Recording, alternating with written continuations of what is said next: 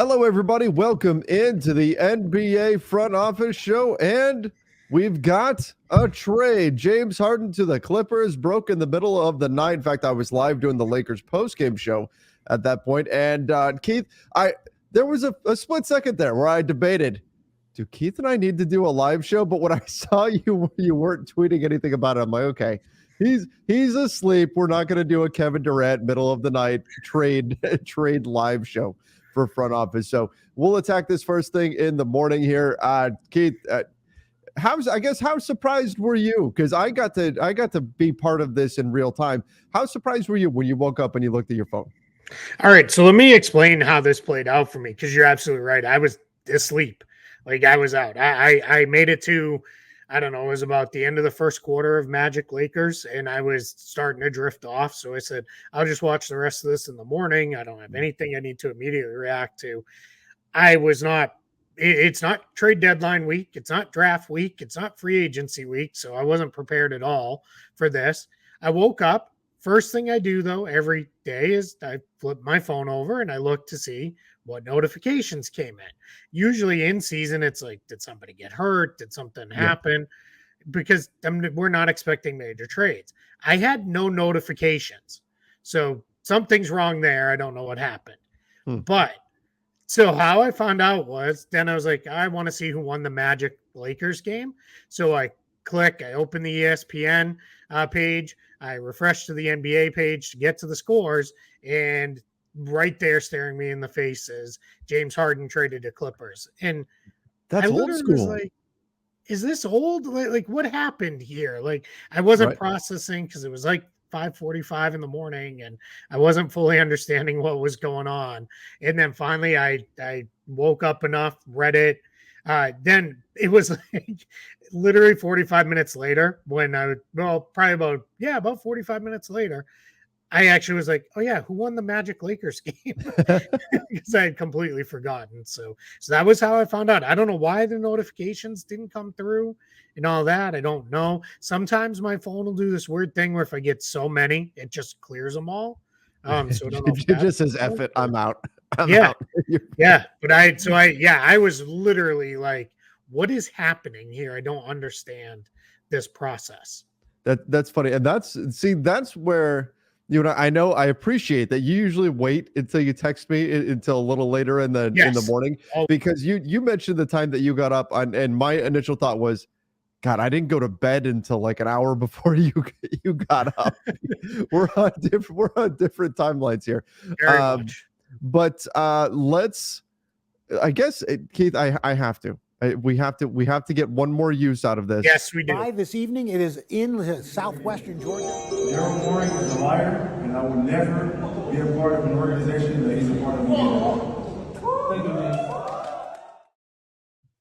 The storm clouds have lifted. Hurricane Harden has moved on from Philadelphia. Oh, and by the way, happy Halloween. Happy Halloween. Happy Halloween. We were, just full disclosure, peek behind the curtain, we were going to dress up in silly costumes today. Then I think both of us are like, nah, forget it. Like, let's just get the show going. There's too much going on here. Okay. So I am rocking the Orlando City hat, though, today. Many people will notice and they'll say, hey, Keith's wearing Lakers colors. You're not wrong. But it is Orlando City, big playoff win last night. Big playoff win. And that shot into the upper V, that was pretty insane. Insane. Can't hit a ball much better than that. Nope. But our daughter was actually there and on the field pregame. She carried one of the flags out with her teammates. So that's pretty cool moment for her. Very cool. Very cool. Okay, let's break down James Harden to the Clippers, all the parameters. In fact, there's news that came out sort of rounding out the deal. When I finally went to sleep, we still didn't know who the third team in it was. Keith, you got some details on that. So I guess let me just throw to you and have you break down exactly what the deal is. Yeah, so the Clippers are getting James Harden. They're also getting PJ Tucker, and they're getting Filip Petrusev. In this deal. I'll break down how the deal is going to work because there's some fascinating cap stuff with that too. But that's what they're getting player-wise. The 76ers are getting Nick Batum, Marcus Morris, Robert Covington and KJ Martin. Mhm. The 76ers will also get a 2026 first round pick.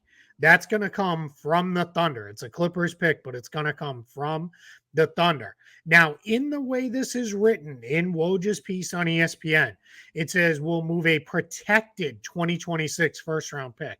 So Mhm. my guess is the Thunder, because this is allowed now. This changed about probably 6-7 years ago. At this point, teams can add protections onto picks when they further trade them. So my guess is the Thunder are adding some level of, if this pick is 1 through 5 or 1 through 10 or whatever it is, it will go to the Thunder. Otherwise, it will go to the 76ers. We do not have those details as of yet, unless they've come out in the last 10 minutes or so. Okay. Yeah, So- that was the big question mark when I went to bed last night was who is the third team and where is this extra first round pick coming from? But there it is. Yep. So then they are going to get a 2028 unprotected Clippers pick. They're getting 2 second-round picks and a 2029 pick swap. Right. This is again Sixers and Clippers. So Sixers and Clippers, the 2 second-rounders. The 2024 pick's a little confusing. It'll either be the Pacers, the Jazz, or the Cavs. The Thunder.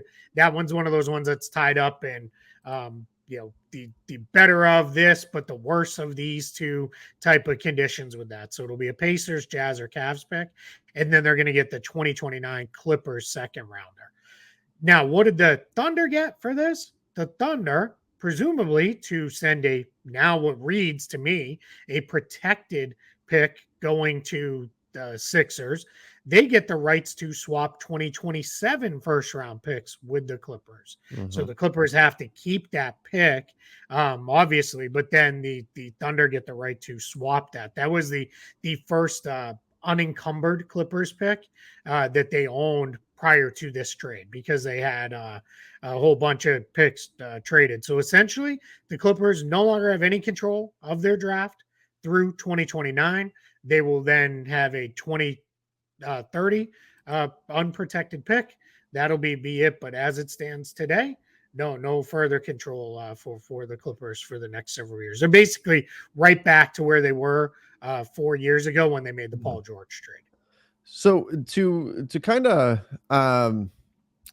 to touch on the Thunder part, because I know we're going to spend a lot of time here on the Clippers. We're going to spend a lot of time on the 76ers, and rightfully so. But to touch on the Thunder piece to this, why on the surface people will go, well, wait, why would you take a pick swap over just having a first round pick? Remember, not all firsts are created equal, and the Thunder have a ton of extra firsts, probably more than they can ever actually use. And so what they're doing is they're taking the gamble that they're taking a draft pick that is, again, going to be protected. So in terms of its value, it's limited, and they're potentially turning it into something really good, right? I mean, the Clippers, you look at the roster right now, you've got James Harden is 34, Paul George, I believe, is 33, and Kawhi Leonard is about to turn 33, or he is 33 already. Anyway, they're all in their mid-30s. 2027, by then, these guys could very well, in fact, I'd say it's likely they're all gone by that point. Yeah, if they're not retired, like gone from the Clippers, probably playing somewhere else. But I just wrote for Spot Track. By the time most of these picks come due, even that 2026 pick, there's the potential. By the time all these come due, these guys could all be gone and retired and not even playing anymore. I mean, exactly. I know that sounds maybe crazy, but that's 3 drafts from now. You're talking, 3 drafts. I don't think it's highly likely they'll all be retired. Probably maybe 1 or 2 of them could be. But you're talking guys who have dealt with injuries and everything else. So yeah, I think there's a real chance this gets to be very valuable for OKC down the line, as well as obviously Philadelphia.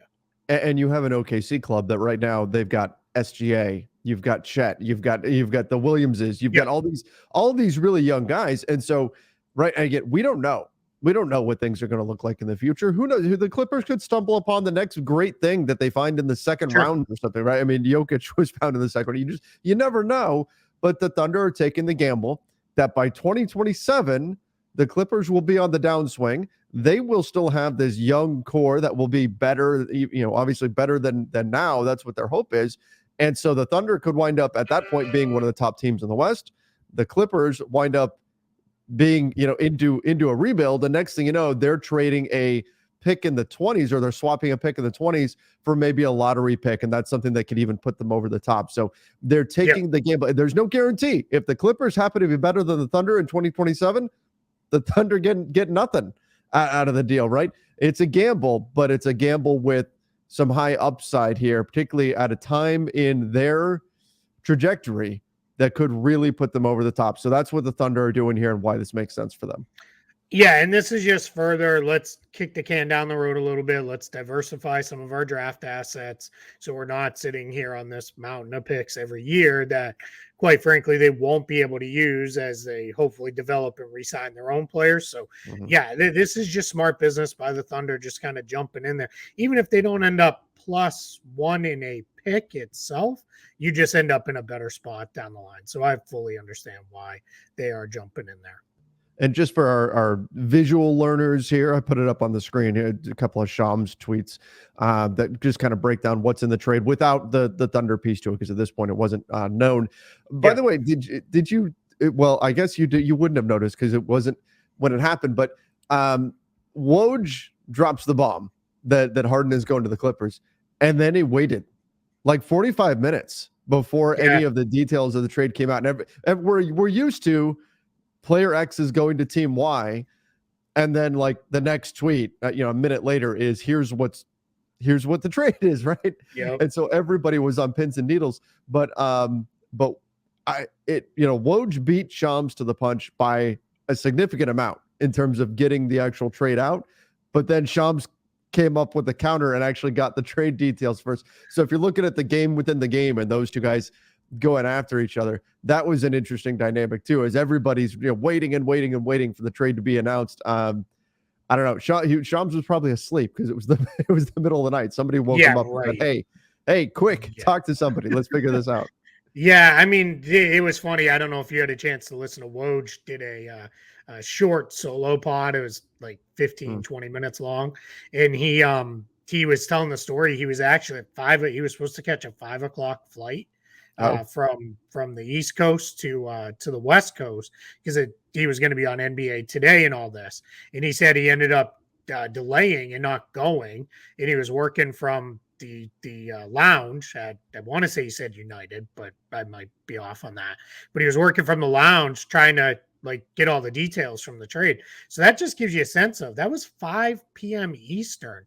When he first tweeted this out, it was 2:00 in the morning Eastern. So that's 9 hours later that he finally put this out there. So it gives you a sense, but it was kind of funny. He was like, yeah, I worked until they kicked me out of the lounge. Then I worked a little longer and then I just gave up and I went home and showered. And now here I am and I'll maybe fly out there later or something like that. I forget how he put it, but it was worth listening to because it was just interesting into the way the process, but that does give you a sense of sometimes this is there. The first person, as I kind of traced back through the evening that I saw had anything was Law Murray of The Athletic, who covers the Clippers. He basically said, hey, sounds like there's maybe something going on. I'll add my own to this. Clippers and 76ers love making 2 a.m. Eastern trades. Apparently. They did the same thing with the Tobias Harris trade a few years back when they made that trade. That was at 2:15 in the morning. That one was also much closer to the trade deadline. So for maniacs like me, I was up and functioning at that point. But this one I was not expecting the Halloween morning early hours. As I put on Twitter, the next CBA there will be no trades made in the middle of the night. There needs to be a cutoff at some point. Let's call it midnight to 8 a.m. Eastern. That can be our cutoff. Everybody gets some sleep.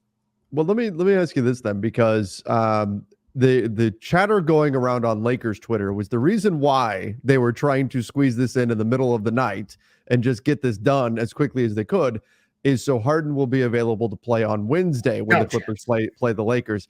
I think that's a bit of a Wednesday. Turnaround. I mean, maybe, but yeah, he's not playing tonight against the Magic, but maybe he got to clear physicals and all that kind of stuff. But that the Clippers had extra incentive to get it done before Wednesday's game was the chatter, because we know how much they care about the Lakers.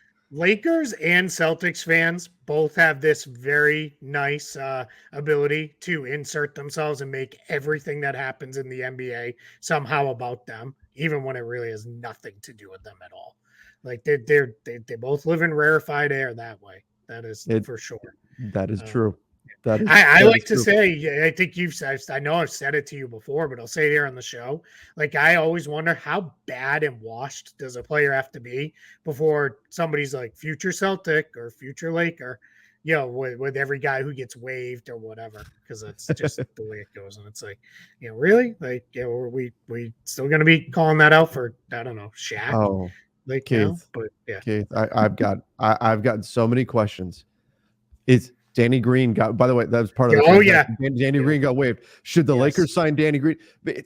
It's because these guys who were good like a few years ago that were a big part. People don't remember. Like years have gone by, and injuries have happened, and things like that have occurred, and we're just thinking it's still the same guy that they were a few years ago, and that's just not the case. I wish Danny Green the best, obviously, but he's played in like 2 games this season. He hasn't scored a point. And we're still very young into the season here, but yeah, I know I'm going to be getting a lot of, are they going to buy out Marcus Morris? Could that be, that's, and I know you get that too on your end. Same thing. Yeah. So let's dive into one of the mechanical structures of this trade, because I think this is kind of interesting here. So this trade is functionally going to be let me start again. Everybody should know by now, and if you don't, we're here to educate and help out. The NBA allows teams to structure trades in the way that is most beneficial to them on both sides of a trade. Meaning you can say, hey, we're actually sending these 2 salaries for this 1 salary. We can say we need to aggregate all of these salaries to get this salary. We're going to bring player X into a trade exception, those sorts of things. So they allow for that. So what's going to happen is from the Philadelphia side, they are going to send Filip Petrusev is going to be almost like his own separate deal in this. It doesn't matter that it's reported all as one, because that's what really matters to most people is what, 7 players in this case are involved in the trade. Mm-hmm. But if you're watching this show, you're probably a little more interested in the details. So Petrusev is going to go via the minimum salary exception. So it's really Harden and Tucker together, added together. We'll go to the Clippers. So that's $46.65 million. Okay. And the reason I'm carrying it out that extra place, because it matters. So 46.65. And that's if James Harden waives his trade bonus, which he very, very likely did in order to make this trade go through. Mm-hmm. Just to keep it simple, if he didn't, the Clippers need to go find about $5 more million to send out in this trade. And that's probably not going to happen. So we're going to assume Harden's happy. He's got a Philly, going where he wants to go, waives his trade bonus, and he's headed off. So $46.65 million. The Clippers matching salary, the 4 players together, Batum, Covington, Martin, and Morris, is $46.69 million. Ooh. So just by $40,000, this trade squeaks in. The reason why it's that, the Clippers, under the new trade rules, are at 110% salary matching with no little bonus extra. It used to be $100K. Now it's up to $250K in most of those deals. That doesn't exist anymore. So they're at the 110% matching, gets them right there by $40,000. There is another structure of this trade that could work for Philadelphia, where they could break it down and use the 125% salary matching. Then they would create a larger trade exception, because they'd essentially break this up into three trades on their side. The challenge with that is they would then get hard capped at the apron, because if you use more than the 110% salary matching in a trade, you are now hard capped at the apron amount, at the first apron, because that's a new thing, the 110%. So that's the qualifier to make sure you don't do it and then go blow past the apron later. And they would only be about $2.8 million under the apron. That leaves them a little tighter to the apron than I think they would rather be at this point in the season, just to create a larger trade exception. So my guess is they'll do it as Harden and Tucker bundled, and they will forego the hard cap portion and just go with this. So that's just a little bit of the intricacy in this trade.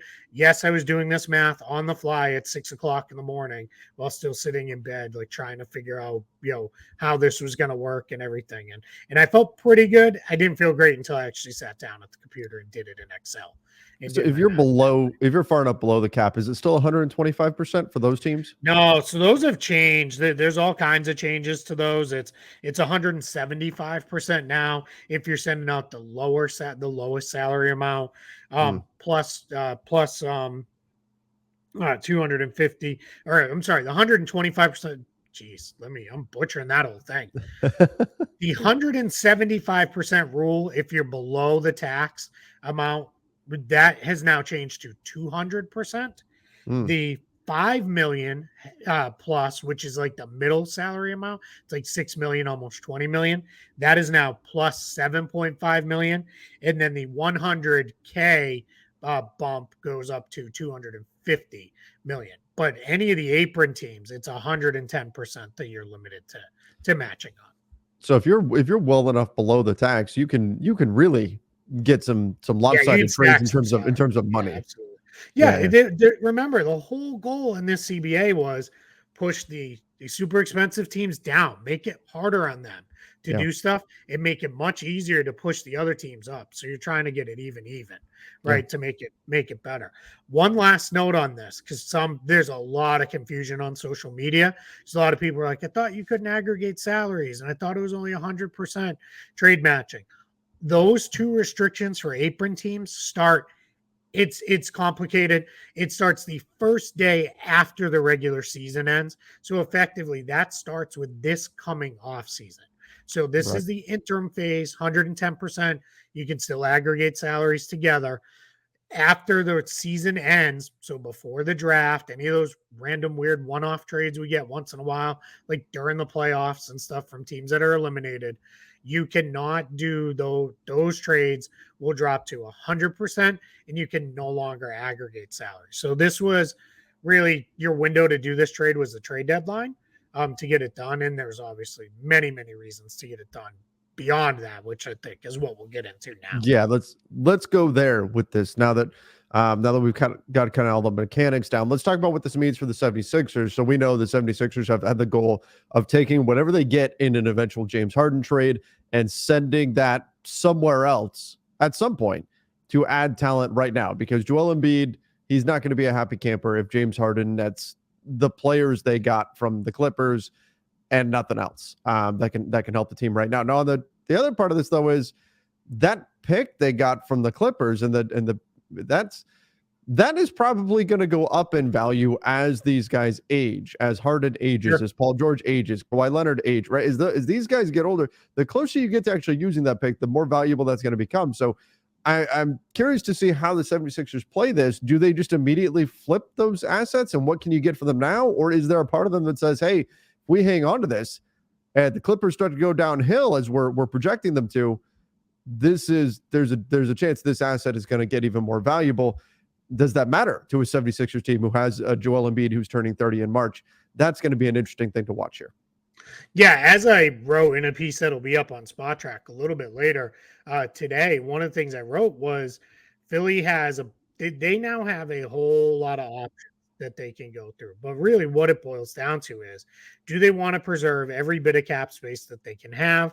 Within that, there's kind of two paths. You can either really wipe the decks clean, have Embiid and Maxey only, and that creates about 62 million-ish in cap space.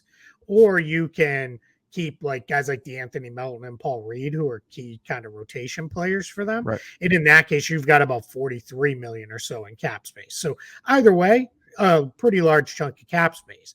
The other option would be, hey, we're going to pursue player X anyway in free agency.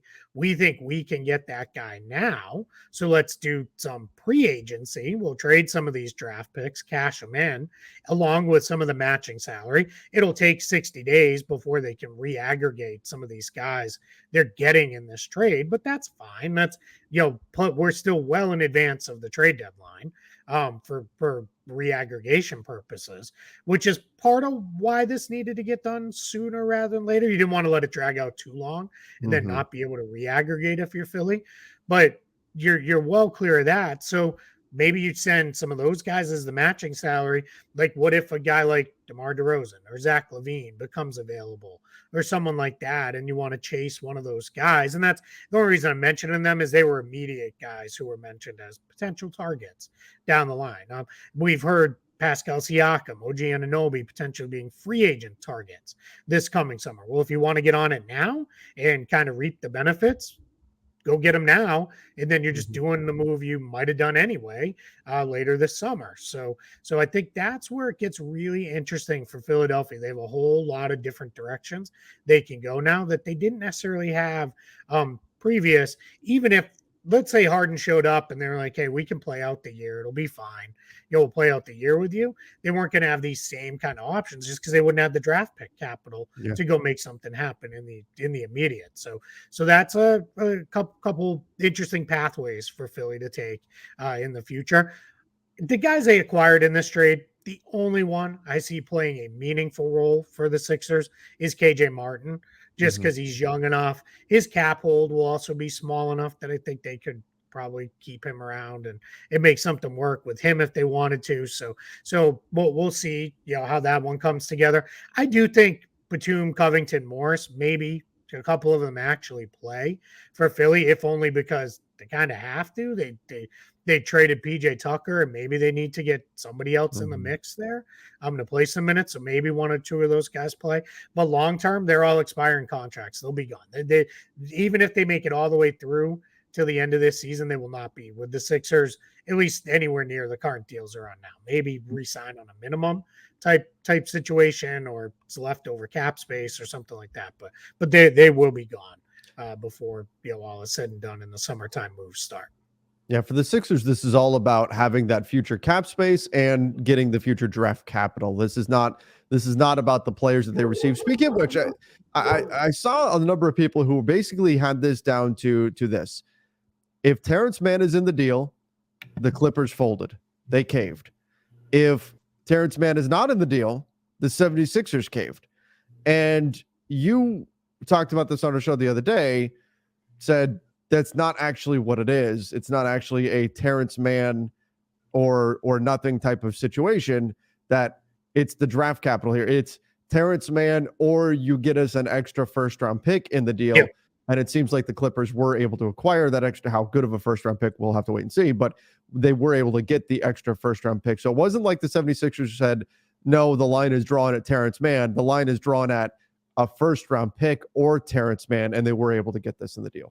Yeah, exactly. The main matching salary parameters between Morris, Covington, at least two, it ultimately ended up being all three.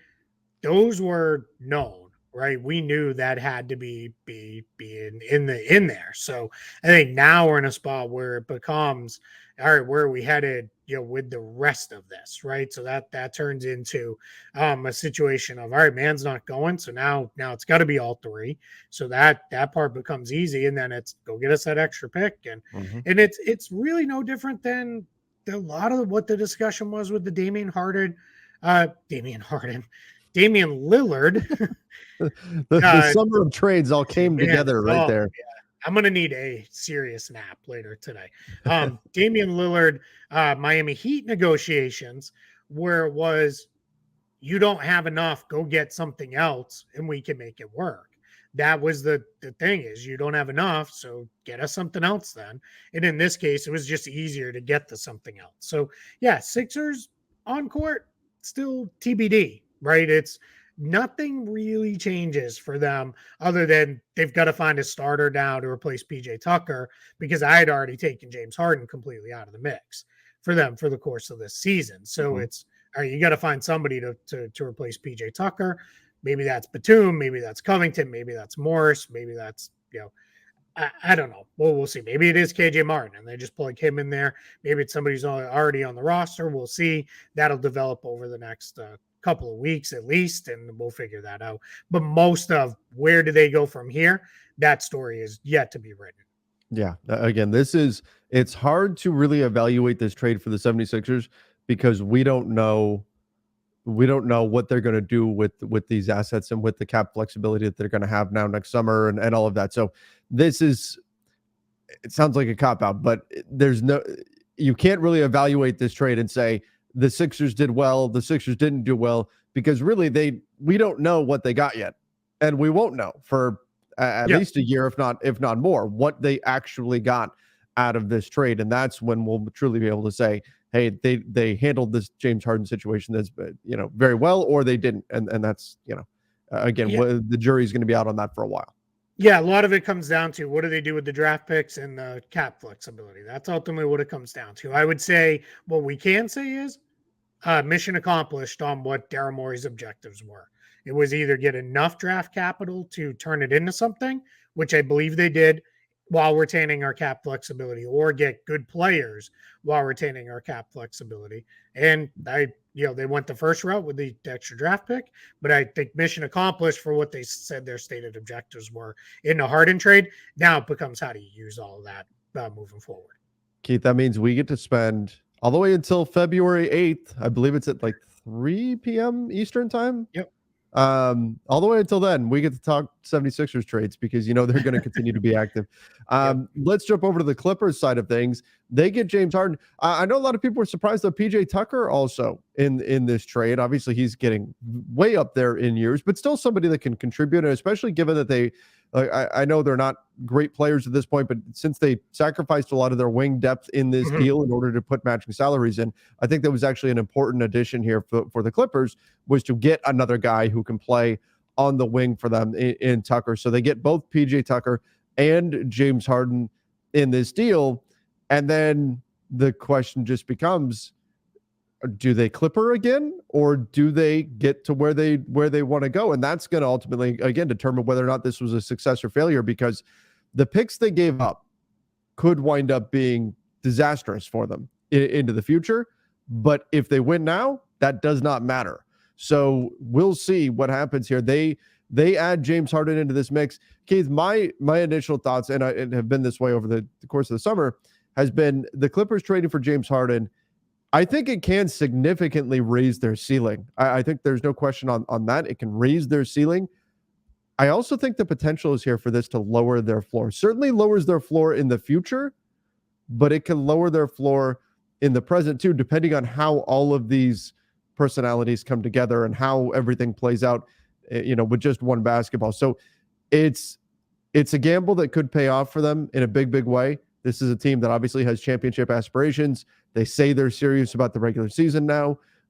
We'll find out. But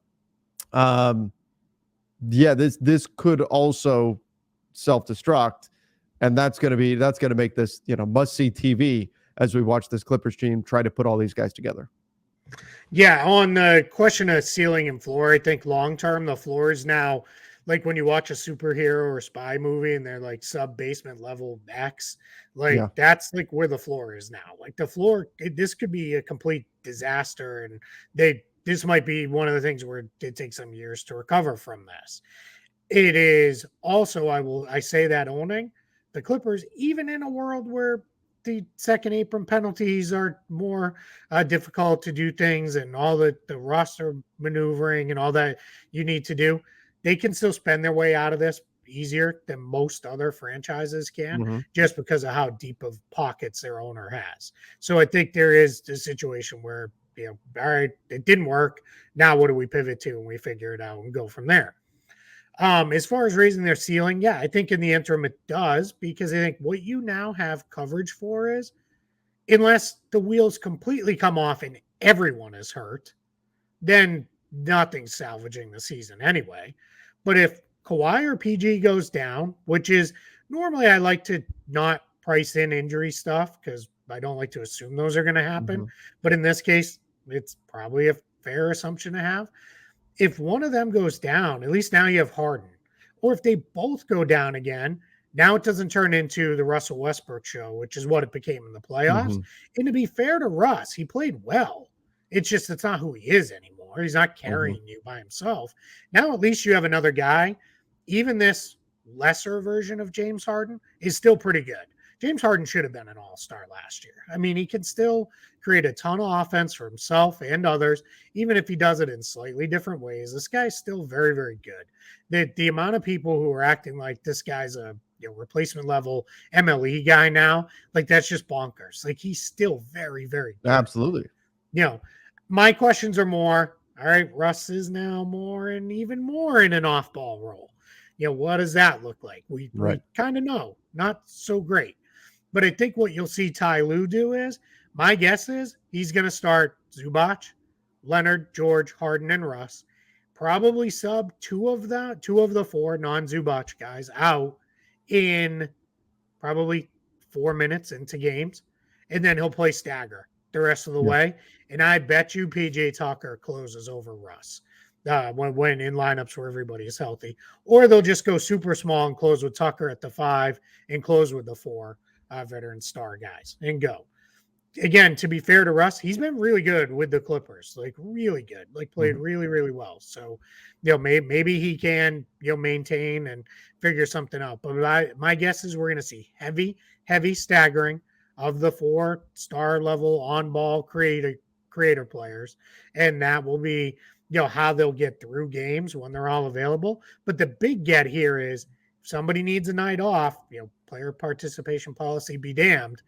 You can give it to them without a lot of worry and flack, because now we've got the other guy. You're not necessarily walking in and punting those games away because, hey, we got another guy who can do this and really carry things for us moving forward. Exactly.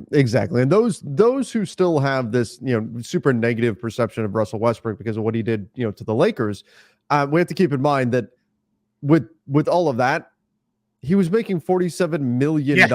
Yeah. Russ, when he's making like $4 million, and so you've got a team that can have other guys who can actually do stuff around him. That makes a huge difference. The Lakers needed Russ to be Russ.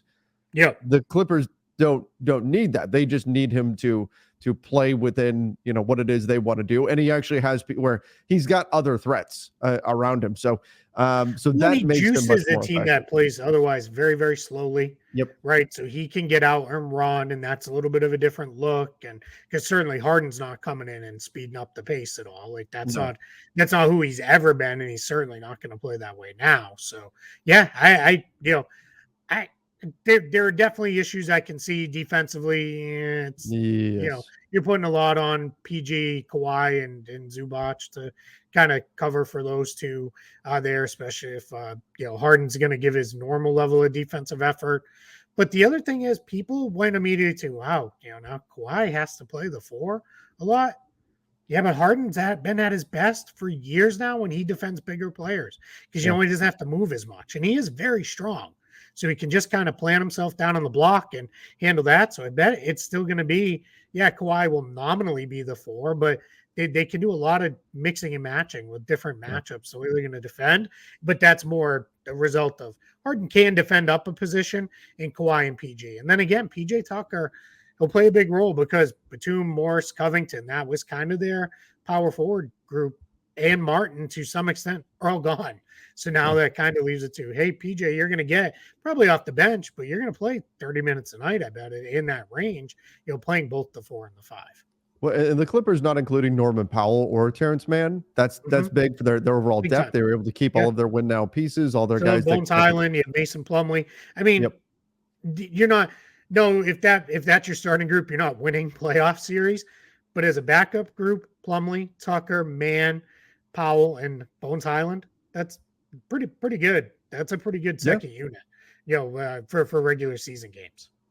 So that's that's some of the benefit here to that pick swap, which again could wind up that could be devastating in 2027. It could be nothing as well. We don't know, but that's the benefit for adding in the extra pick and saying we're not going to give up Terrence Mann. Is it gives you more depth right now. And again, if you're the Clippers and you're all in on trying to win right now, which if you just added a 34-year-old James Harden who can walk away in July, which by the way, Paul George and Kawhi Leonard can as well if they so choose. I don't think that's what's going to happen, but they could. You are all in on winning this season, and so you have to do whatever it takes to hang on to anybody that you think can help you win this season, and that's exactly what the Clippers did here. It's again, this is a big gamble, and we'll see the way this plays out. The Western Conference becomes even more of the NBA's clown car, where everybody is just piling into the West. I put a list out there. I put a list out there of all the stars in the Western Conference, and knew I was leaving guys. I knew, even looking team by team, there were guys. Somebody mentioned me. They're like, Chris Paul too. I'm like, oh yeah, the list is a mile long. The NBA's Western Conference is insane. Any given night, you've got so many just absurd teams in the West. It is going to be an absolute bloodbath all season long, and we love it. There's going to be so much drama coming out of the Western Conference. So, hey, I know, I feel better about after their debacle of a second half last night. I feel better about where I landed on the Timberwolves than where you landed in our preseason predictions.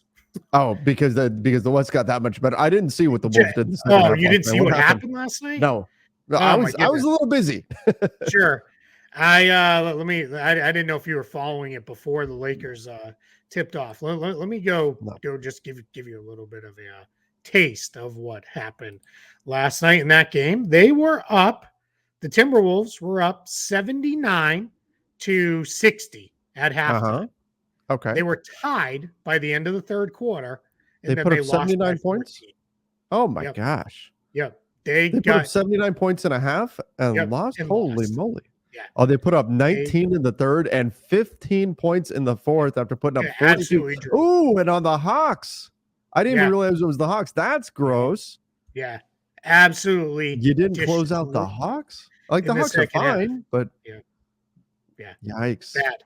Oh, so something's off in Minnesota. I mean, I think we all know it's the two bigs and the collection of talent is just a little funky, but yeah, I don't know. I feel like there's a move coming there, maybe by the deadline. My bet on the Wolves was that Anthony Edwards' brilliance was going to take them to the next level, and it looks like he was brilliant. 31 points, 7 assists, great shoot. Well, not great, but 13 of 21.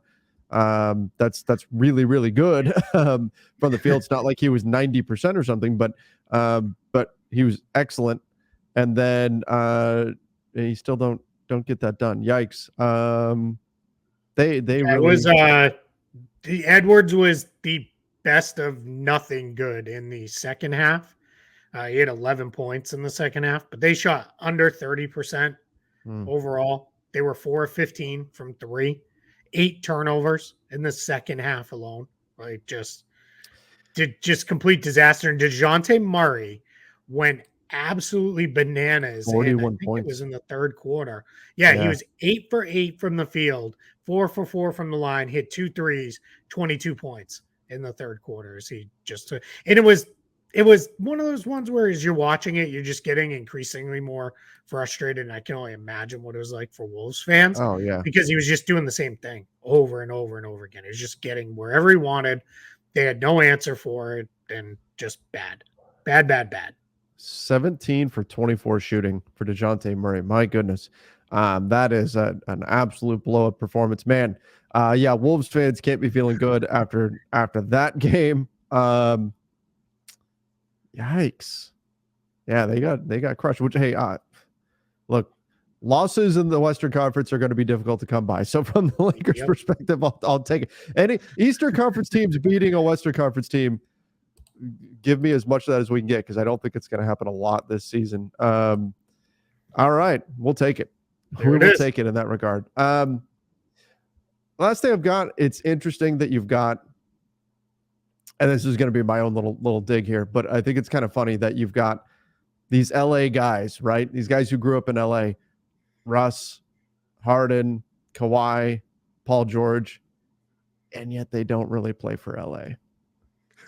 That's a little like, and they all know, because they grew up there. They know what it's like. They know that it's not really LA, like they get to stay with family and stuff like that, but the city doesn't really want them there. It's kind of that type of thing. So it'll be interesting to see how that dynamic plays out too.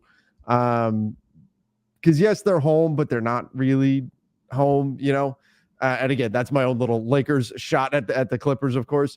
But at least they're in Southern California. I guess we can say that. Someone asked me, it was like right around the time Kawhi PG came together and everybody's like, holy crap, the Clippers.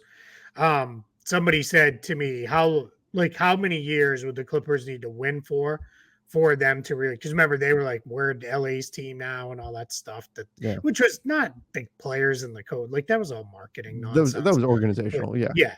So, and I was like, I don't know, like 15 years, of like straight championships then probably. And I was probably high because let's face it, a lot of fans are super fickle now and only want to back winners. I mean, we see it all the time with just people jump all over the place. Now I have people in my mentions who have switched from being Nets fans to Suns fans to Nuggets fans back to Suns fans. Like it's crazy, but I have the player first fans. Exactly. So I mean, maybe I was too high. Maybe it'd be like 10 straight years, which is clearly not going to happen anyway. So it's just that's you're talking 50 plus years of right, like ingrained culture. I mean, I'm probably shy on it's probably closer to 60, probably pushing closer to 70 now, right? Of ingrained, like the Lakers are LA's team. Like, yeah, it's you'd have to win forever. While the Lakers would also have to become garbage, during that time, because that's the only way you're going to flip kids who are 10 years old now would flip, because that's what 10-year-olds do. But yeah, it's just never going to be a thing. I've come to it, and again, part of this is me just being petty and throwing shots at the Clippers, but I've got a theory, and that's that there are actually no Clippers fans. There are actually no Clippers fans, because here's what it is: the Clippers fans in Southern California, they're not really Clippers fans. They're the people that want to be contrarians. You know the type that just anything that happens, they want to go, no, well, actually, I'm going to like this because everybody else likes this, so I'm going to like that. Like the Marvel movies are getting big. Well, no, I'm going to be a DC fan. I'm going to just focus on DC. Or just not like it at all.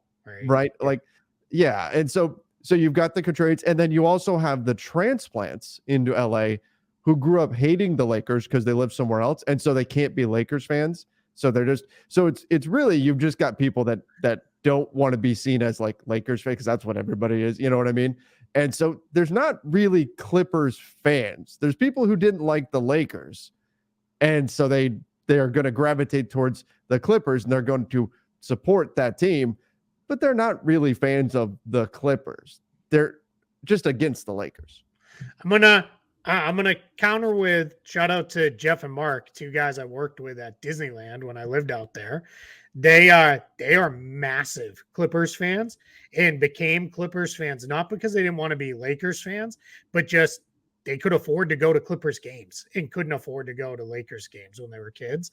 So they started going to Clippers games and fell in love with the Clippers through that. So I get it. You're picking on them and you're throwing shade. It's me being, I'm going. I know there are some real Clippers fans, but in Clipper general, Darryl, right?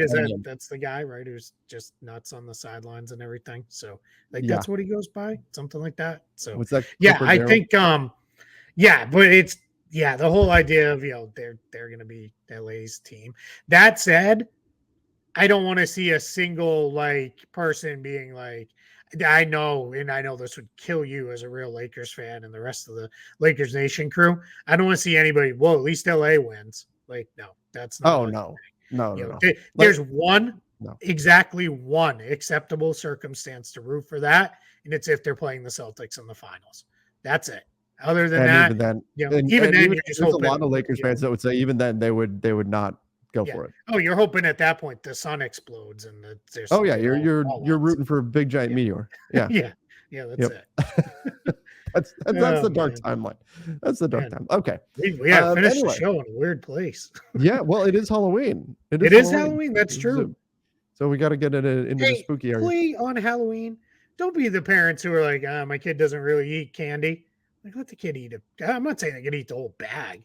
But let your kid eat candy on Halloween. Like, come on now. Like, as long as it's not gonna actually make them sick. Like, let them eat a couple pieces of candy. Like, I have a couple friends who are like, we don't really do it because our kids aren't allowed to have candy. It's like one day a year they're not allowed to have candy. Like, what are we doing here? You know, You gotta think about the memories that you're gonna have for the rest of your life. You're gonna remember being a kid and going around on Halloween and how much fun you had and all that kind of stuff. Yeah, have fun. Trust me, it goes by really, really fast. It does. We now have a 13-year-old who is like, no, I'm not trick or treating. Like is like done with that. Thankfully, she still wants to hand out the candy and like be part of the fun with all that. And my wife is I'll put them all on Twitter later tonight. She is deep into carving pumpkins. Oh boy, and she's got some fun stuff. If you're can new you tell to us it, what the theme is this year? Follow me over there. She's doing Stitch. Okay, from Lilo and Stitch, and it's a bunch of Stitch related pumpkins. And the first couple are they look amazing. She's wildly talented with the way she because she gets into the whole carving and shaving and all colorations and all this other stuff that I quite frankly never knew you could really do with a pumpkin. But that's her thing. Why I play with spreadsheets and analyze basketball trades. For anybody who's new to our show and didn't see these last year or anything like that, definitely go follow Keith over on X at Keith Smith NBA. These things always turn out absolutely incredible. They're mind blowing. I have issues carving like the simple smile to the point where this year I just got the little stick on things, and that's what we did rather than even carve the pumpkin. So the stuff she pulls off with these pumpkins, it is absolutely insane. So definitely go follow Keith, and you're in for a treat when you see these things. But later tonight, once it gets dark, so we got about another 7-ish hours or so. Mm-hmm. But then I'll have them out there. All right. Well, I think that wraps up all of our James Harden coverage. Keith, I would wager over the course of the summer, more than 50% of our shows had something about James Harden in them. Oh yeah, without a doubt.